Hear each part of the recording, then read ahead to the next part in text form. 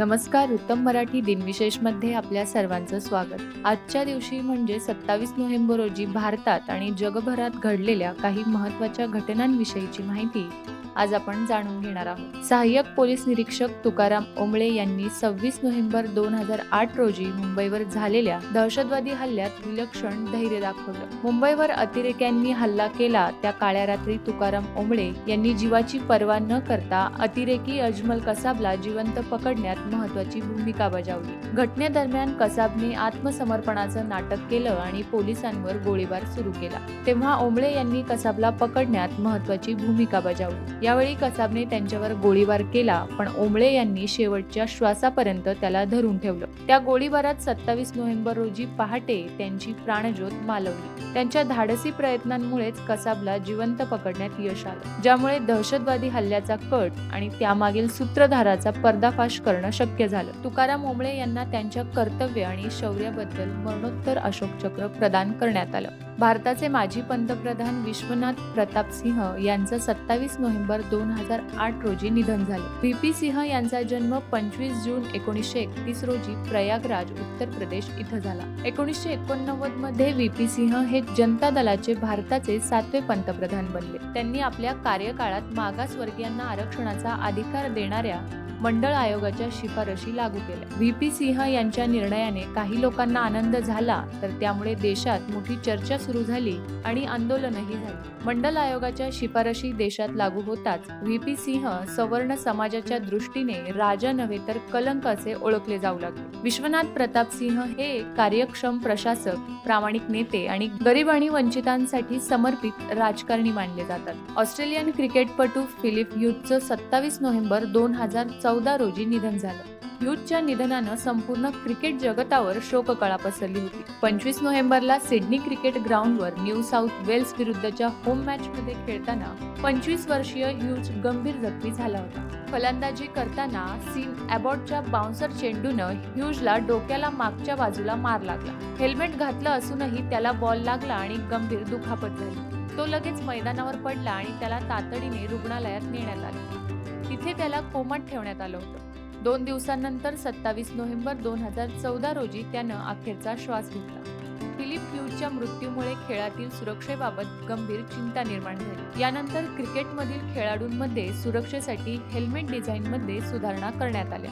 ह्यूजचं जाणं केवळ ऑस्ट्रेलियन क्रिकेटचंच नव्हे तर संपूर्ण क्रिकेट समुदायाचं कधीही भरून न येणारं नुकसान होतं. त्याची कारकीर्द लहान राहिली असेल, पण त्याची प्रतिभा आणि आक्रमक खेळ कायम स्मरणात राहील. 27 नोव्हेंबर 1888 रोजी स्वतंत्र भारताच्या पहिल्या लोकसभेचे अध्यक्ष गणेश वासुदेव मावळंकर यांचा जन्म गुजरातमधील वडोदरा इथं झाला. त्यांना दादासाहेब म्हणूनही ओळखलं जातं.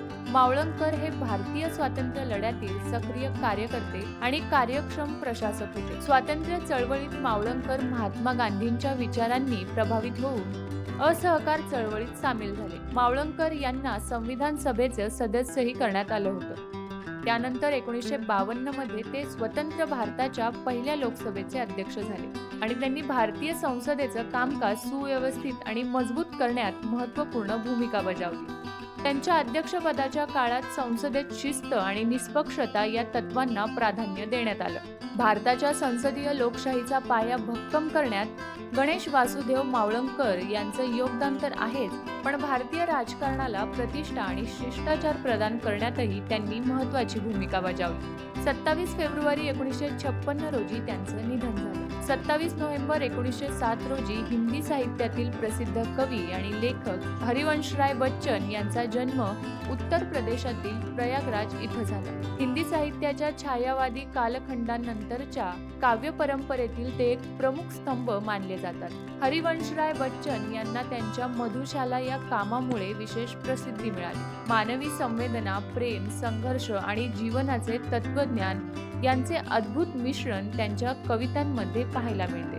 त्यांच्या साहित्य प्रवासात मधुबाला, मधुकलश, गरज का निर्माण तीर अशा अनेक कलाकृतींचा समावेश आहे. यांनी अनेक इंग्रजी कामांचा हिंदीत अनुवाद देखील केला, ज्यात शेक्सपियरची कामे विशेष उल्लेखनीय आहेत. त्यांना साहित्य अकादमी पुरस्कार, सोव्हिएत लँड नेहरू पुरस्कार आणि पद्मभूषण यासारखे प्रतिष्ठित सन्मान मिळाले आहेत. 27 नोव्हेंबर 1940 रोजी मार्शल आर्टचे दिग्गज आणि हॉलिवूड अभिनेता ब्रूस ली यांचा जन्म सॅन फ्रान्सिस्को, कॅलिफोर्निया इथे झाला. त्यांचं पूर्ण नाव ली जून फान होतं. ब्रूस लीनं मार्शल आर्टला केवळ एका नव्या उंचीवर नेलं नाही, तर जगभरात लोकप्रिय केलं. ब्रूस ली त्याच्या शारीरिक पराक्रमासाठी ओळखला जातो. त्याने जीत कुंदो नावाची मार्शल आर्ट शैली विकसित केली, जी लवचिकता आणि आत्म अभिव्यक्तीवर जोर देते.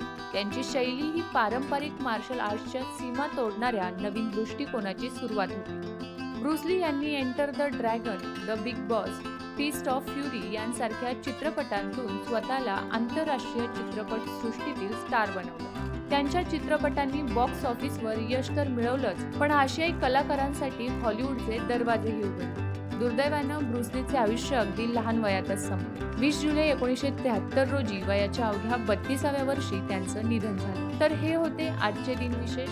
हा व्हिडिओ तुम्हाला कसा वाटला ते आम्हाला कमेंट करून जरूर सांगा आणि असेच नवनवीन व्हिडिओज पाहण्यासाठी ऋतम मराठी न्यूजला सबस्क्राईब करा.